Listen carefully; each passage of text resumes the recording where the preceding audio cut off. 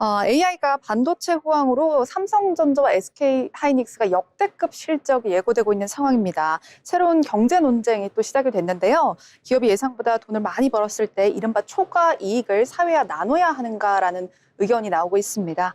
영국의 대표적인 일간지 가디언지에서도 이 논쟁을 한국의 새로운 경제 과제로 내놨다면서요. 네, 맞습니다. 영국 매체 가디언은 한국이 AI 반도체 호황으로 기업 실적은 물론 직원들의 성과급과 투자 수익이 크게 늘어나면서 한국 사회가 AI가 만들어낸 이 막대한 부를 누가 가져가야 하는가라는 새로운 질문 앞에 서 있다고 분석했습니다. 실제로 이 반도체 산업이 집중된 지역에서는 소비와 부동산 가격까지 영향을 받을 정도로 이 AI 호황의 효과가 확산하고 있습니다.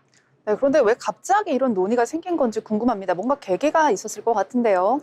네, 최근 김용범 대통령실 정책실장의 발언이 계기가 된 겁니다. 김 실장은 AI는 생산성을 높이지만 시장은 그 과실을 자동으로 나누지 않는다며 AI 시대에는 국가의 역할도 달라져야 한다고 설명했습니다. 특히 국가는 전력망과 용수, 산업단지, 연구개발 등 AI 산업의 기반을 함께 만드는 공동 투자자인 만큼 AI 산업에서 발생한 초과 이익을 사회와 어떻게 활용할지가 논의가 필요하다는 입장입니다.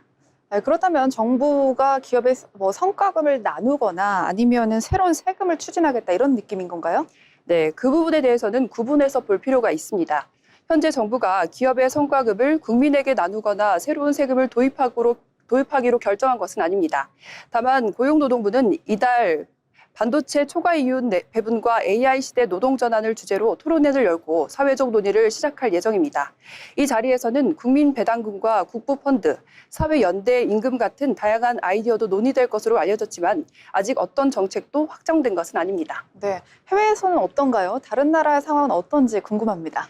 네, 해외에서도 초과 이익을 둘러싼 논의는 계속되고 있습니다. 다만 대부분은 러시아 우크라이나 전쟁 이후 석유 가스 기업처럼 예상 밖의 이익을 거둔 에너지 기업에 한시적으로 추가 세금을 부과하는 방식입니다. 반면 미국은 AI 기업들이 벌어들인 수익을 데이터 센터와 반도체, 연구 개발에 다시 투자하는 데 무게를 두고 있습니다.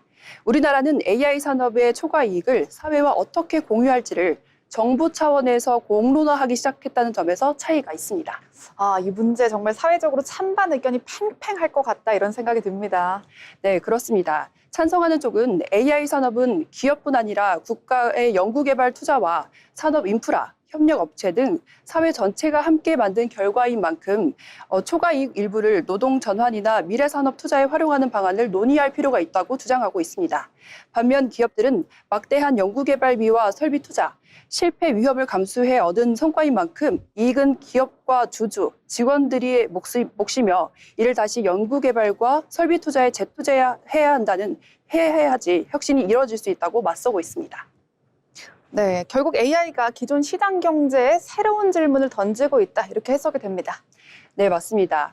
전통적인 시장 경제에서는 기업이 거둔 이익을 다시 연구개발과 설비 투자에 재투자해서 새로운 성장과 일자리를 만드는 것이 중요한 원리였습니다. 반면 AI 시대에는 국가도 산업 기반을 함께 만든 성과인 만큼 사회와 어떤 방식으로 공유할 것인지 새로운 논의가 시작되고 있는 겁니다. 아직 결론은 나오지 않았지만 AI가 함께 만들어낸 새로운 부를 어떻게 활용할 것인가, 기업의 혁신과 사회의 지속 가능한 성장을 함께 이끌 수 있을지 앞으로 우리 경제가 풀어야 할 중요한 과제가 될 것으로 전망됩니다. 네, 계속해서 다음 이슈 살펴보도록 하겠습니다. 요즘 국내 대표 기업들이 미국 증시의 문을 두드리고 있습니다. 최근 SK하이닉스죠. 미국 나스닥 ADR, 즉 미국 주식 예탁 증서 상장을 추진하고 있다는 소식이 전해지고 있는데 아니 이미 코스피에 상장된 기업인데 왜 또 미국 문을 두드리는 건지 궁금한데요. 네, 가장 큰 이유는 세계 최대 자본시장인 미국에서 더 많은 투자자와 만나기 위해서입니다. 미국 증시는 전 세계 시가총액의 절반 이상을 차지할 정도로 글로벌 자금이 가장 많이 모이는 시장인데요.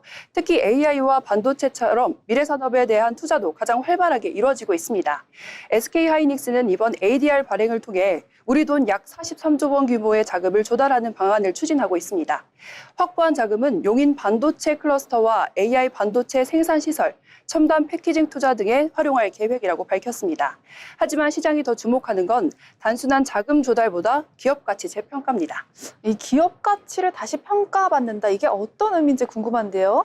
네, 현재 미국 메모리 반도체 기업인 마이크론은 뉴욕 증시에서 AI 대표 수혜주 가운데 하나로 평가받고 있습니다. 반면 SK하이닉스는 AI 반도체의 핵심인 HBM, 고대역폭 메모리 분야에서 세계 최고 수준의 경쟁력을 갖추었음에도 미국 투자자들이 직접 투자하기에는 접근성이 쉽지 않았습니다. ADR이 발행이 되면 미국 투자자들도 달러로 SK하이닉스에 손쉽게 투자할 수 있게 되는데요. 결국 미국 시장에서 마이크론과 같은 기준으로 비교 평가받을 기회가 생기는 셈입니다. 시장에서는 글로벌 투자자들의 관심이 높아질수록 기업 가치도 새롭게 평가받을 가능성이 있다는 기대가 나오고 있는 겁니다. 그렇다면 ADR 같은 경우는요, 일반적인 해외 상장과는 다른 개념이다 이렇게 보여집니다. 네, 맞습니다. 쉽게 말하면 미국에서 거래할 수 있도록 만든 SK하이닉스 주식 교환권이라고 생각하시면 됩니다. 미국 은행이 국내에 있는 SK하이닉스 주식을 보관하고 이를 대신하는 증서를 미국 시장에서 거래하는 방식인데요. 미국 투자자는 한국 증권 계좌를 만들거나 원화로 환전하지 않아도 달러로 투자할 수 있게 됩니다. 또 ADR과 국내 주식은 서로 전환도 가능하기 때문에 두 시장의 가격 차이가 크게 벌어지면 자연스럽게 균형을 맞추는 역할도 하게 됩니다. 아니, 그러면 이렇게 주식 수가 늘어나게 되면 기존 투자자들에게도 뭔가 부담이 되는 거 아닌지 이런 생각이 듭니다. 네, 일부 지분 희석 효과는 분명히 있습니다. 그래서 일반적인 유상증자는 악재로 받아들여지는 경우도 많은데요. 하지만 이번에는 분위기가 조금 다르기도 합니다. 조달한 자금을 AI 반도체 투자에 활용하고 미국 시장에서 기업 가치가 한 단계 높게 받을 가능성이 더 크다고 시장이 판단하고 있기 때문입니다. 여기에 앞으로 나스닥 100이나 필라델피아 반도체 지수 등에 편입될 경우 관련 ETF 자금 등이 유입될 수 있다는 기대도 나오고 있습니다. 이번 SK하이닉스의 사례가 국내 다른 대기업들에게도 어떤 큰 영향을 줄 것 같다 이런 생각이 듭니다. 네, 충분히 가능하다고 보고 있습니다. 삼성전자가 ADR 상장을 공식 발표한 건 아니지만 글로벌 투자자 접근성을 높이는 방안으로 가능성은 꾸준히 거론돼 오고 있습니다. SK하이닉스의 ADR 추진 역시 한국 대표 기업들이 이제 국내를 넘어서 세계 자본 시장에서 평가를 받는 흐름을 보여주는 사례라고 볼 수 있습니다. 네, 계속해서 다음 이슈 넘어가 보도록 하겠습니다. 국내 대형마트죠. 홈플러스와 관련된 이슈입니다. 국내 대형마트 2위 홈플러스가 법원의 회생 절차를 종료 결정을 받으면서 사실상 파산 수순을 맺게 됐는데요. 한때는 전국에 120여 개의 매장 운영했던 홈플러스가 어떻게 이런 상황까지 오게 됐을까요? 네, 법원이 회생 절차를 종료한 가장 큰 이유는 회생 가능성이 낮다고 판단했기 때문입니다. 홈플러스는 운영자금 2천억 원을 확보하지를 못했고 일부 자산 매각도 계획대로 이뤄지지 않았던 겁니다. 결국 계속 기업으로 회생하는 것보다 청산 가치가 더 크다고 법원이 판단한 겁니다. 하지만 단순히 이것이 자금이 부족해서만은 아니다라는 분석이 나오고 있어요. 네, 맞습니다. 전문가들은 홈플러스의 위기를 한 가지 원인으로 설명하기는 어렵다고 말하고 있습니다. 2015년 사모펀드 MBK 파트너스에 인수된 이후 차입금 부담감이 계속해서 커졌고 투자 여력이 줄어든 점이 먼저 지적이 되고 있습니다. 여기에 쿠팡을 비롯한 이커머스 시장이 급성장했고 소비자들이 대형마트나 온라인 시장이나 근거리 매장을 더 자주 이용하는 소비 패턴 변화도 영향을 미친 겁니다. 즉 재무 부담과 유통 환경 변화가 동시에 겹친 결과라고 분석되고 있습니다. 그렇다면 대형마트가 자체적인 경쟁력을 잃었다 이렇게 봐야 될까요? 네, 그렇게 단정하기는 어렵습니다. 이마트와 코스트코처럼 실적을 유지하거나 성장하는 업체도 있었기 때문입니다. 다만 예전처럼 매장이 크면 경쟁력이 있다는 공식은 점점 힘을 잃어가고 있습니다.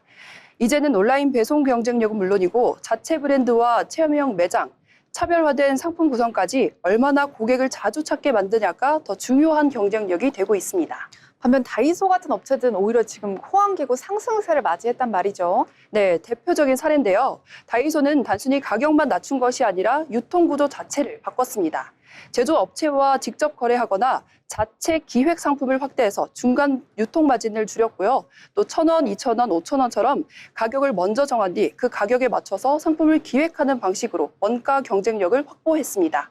여기에 생활용품을 넘어서 화장품과 건강기능식품 등으로 상품군을 넓히면서 고물가 시대 소비자들의 선택을 받고 있습니다. 네, 결국에는 유통업체 자체의 경쟁 방식 자체가 달라지고 있다 이렇게 보여집니다. 네, 전문가들은 이번 홈플러스 사태를 한 기업의 실패가 아니라 유통산업 구조가 바뀌는 과정으로 보고 있습니다. 결국 홈플러스 회생 실패는 소비자 변화에 맞춰서 유통업의 생존 방식도 빠르게 달라지고 있음을 보여주는 상징적인 사례라고 볼 수 있습니다. 네, 다음 이슈 또 넘어가 보도록 하겠습니다. 최근에 원조 맛집 국내 최초, 대한민국 1호 같은 표현들 많이들 보셨을 거예요. 그런데 최근 법원에서 백종원 대표의 대패 삼겹살 원조 논란과 관련해서 의미 있는 판단을 내렸다고 합니다. 원조라는 표현, 이제 어디까지 인정받을 수 있는 걸까요?